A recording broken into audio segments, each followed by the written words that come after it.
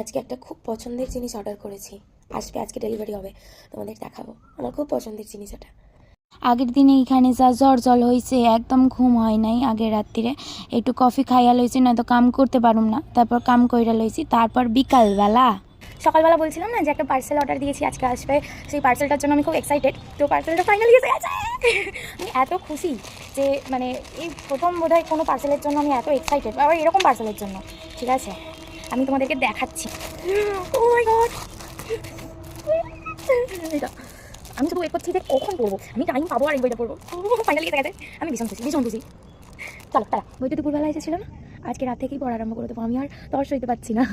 চলো বইটা খুলি। এখানে লেখা আছে প্রেমে না পড়ে বই পড়ুন। সত্যি তো, প্রেমে না পড়ে বই পড়ুন, মন ভালো থাকবে। চলো বইটা পড়া আরম্ভ করবো। পড়ে কেমন লাগলো তোমাদের জানাবো, আর কতদিন নিয়ে আমি বইটা পড়া কমপ্লিট করতে পারি সেটাও তোমাদের জানাবো। চলো টাটা।